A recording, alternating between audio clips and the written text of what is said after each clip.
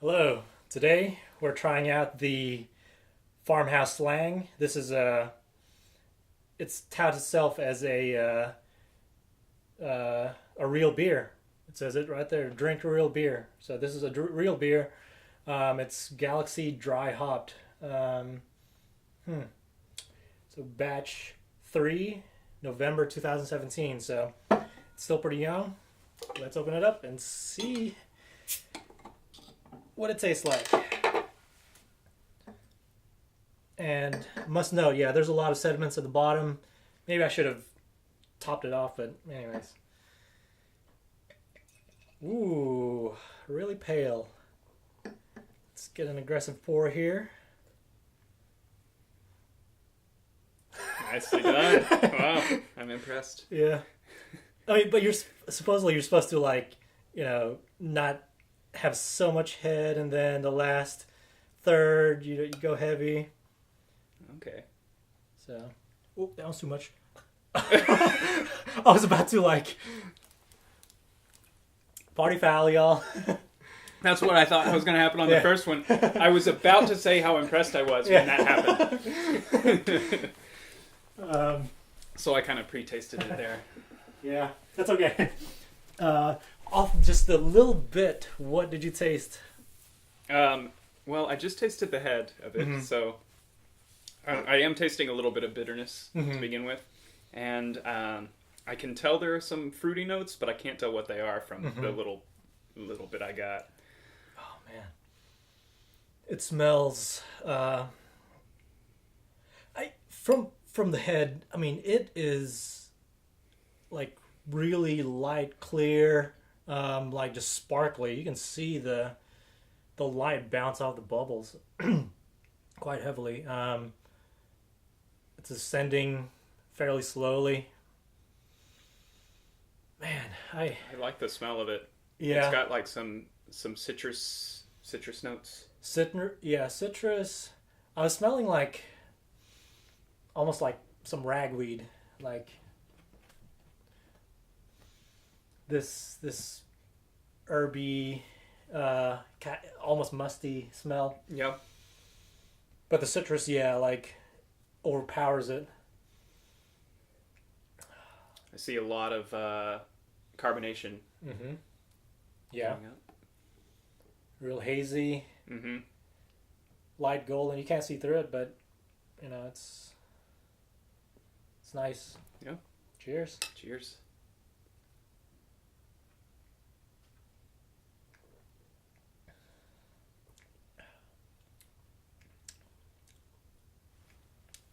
That's really dry. Yeah.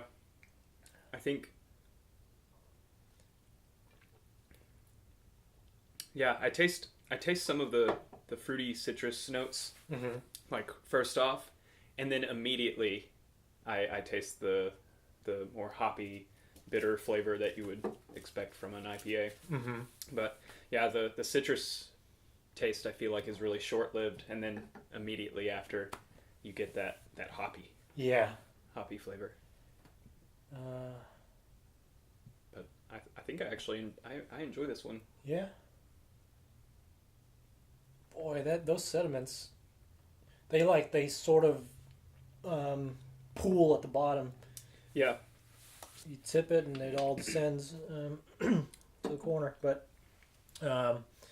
so yeah, tonight we saw what is it? The Shape of Water. Shape of Water. Yep. I've always wanted to say Lady in the Water because like M. Night Shyamalan for some reason. I can't get him out of my mind. But The Shape of Water. Yeah. So, what'd you think about it? What'd you see? What'd you hear? Well, I felt like it was a roller coaster. Mm-hmm. I mean, there were moments where I really got into it, and I was really like rooting for the characters, and I really felt like I was into the movie. And then there were portions where I felt like it was too over the top for me to get into. I thought it was really artistically shot. I really enjoyed, like, from the very beginning. It started off with this long intro scene with, I thought, pretty good scoring and playing underneath. And And so I enjoyed that part of it, but I felt like the artistic part of it was taken just a little too far at some points. Yeah. Like if it was just toned down just a little bit, kind of like most of Guillermo del Toro's movies. Yeah. If you just toned it down just a little, I think it would be spot on for me personally. Right. I like the very first that cycle that he put you in. You know, like she's waking up with alarm clock, making eggs, jacking off, going to work. You know, in the bus, she puts her hat in the window and then does her job, and then it does a fast forward of that kind of same routine. Right. Well, it shows later in the movie. Yeah. I don't know, like spoilers, but like it shows later in the movie Spoiler how her routine changes throughout the movie. So Yeah. that was the reason of setting that up. And yeah, that just like right off the bat, that's just like into the nudity masturbation scene. Like I didn't know what to expect going into the movie, and I was just not prepared. Right. And I was real surprised. Like, I mean, it shouldn't be, you know, like faux pas to, I guess, see that or talk about it. Yeah, days, I mean, but I watch Game of Thrones, so yeah. I'm used to that. But I just right off the bat, like usually you ease into that kind of thing, but no, not Guillermo del Toro. He just like right there at the beginning. Yeah. Okay, so so the egg and the visual of the egg, I thought was really like cool. Like he has the element of the egg. You know, I don't know if it's a sign of fertility or infertility, or this hard boiled egg, or this thing that she and the creature feeds on.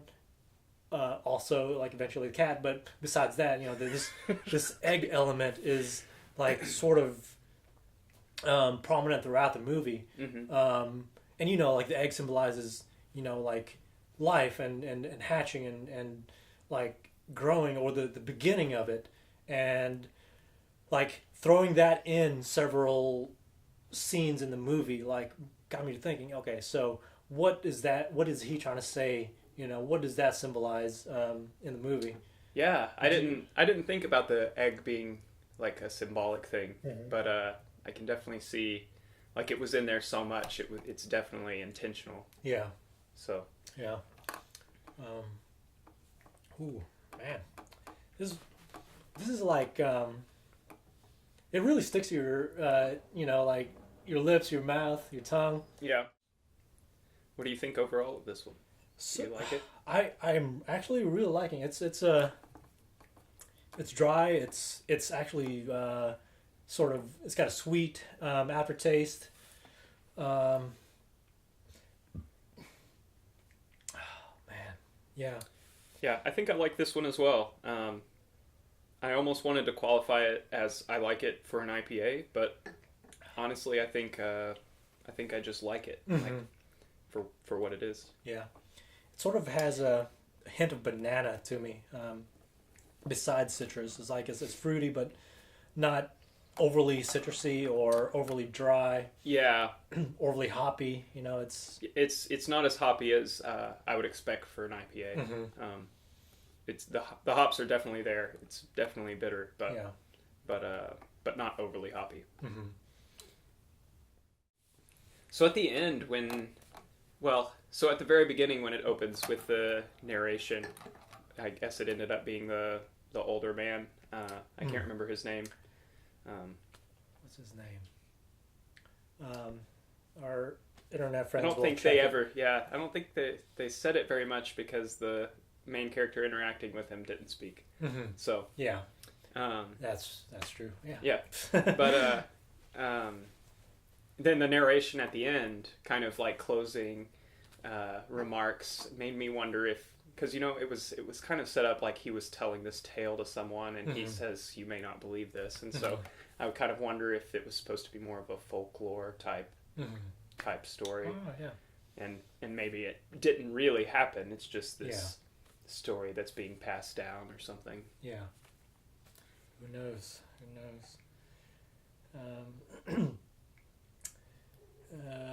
Man, yeah, I enjoyed the movie. It's it's worth seeing once, but I don't think it's something that it's not something that I'll go to as hey, this is a great film that Guillermo del Toro has done. Like I'm more into his uh, Pan's Labyrinth Pan's Labyrinth age. I don't know what he did before that, honestly. But I mean, I don't know. Yeah, I kind of agree. I mean, I'm glad I saw it. Yeah. It was worth seeing, but it's not one I'll go rewatch or probably one I would recommend to my friends to go see. Yeah. But I'm glad I saw it. Yeah. Whew. So, what do you think about the beer? The beer, I actually really like. I'm not normally very into IPAs, but this one I think I would order again. I would drink this again. Mm-hmm. Yeah. Like Shreveport's really come out with a lot of good craft beers recently. Yep. Shout out to our Shreveport friends. Yeah. Send more of this beer. Yeah. Let's take it to Arkansas. Or send it to Arkansas.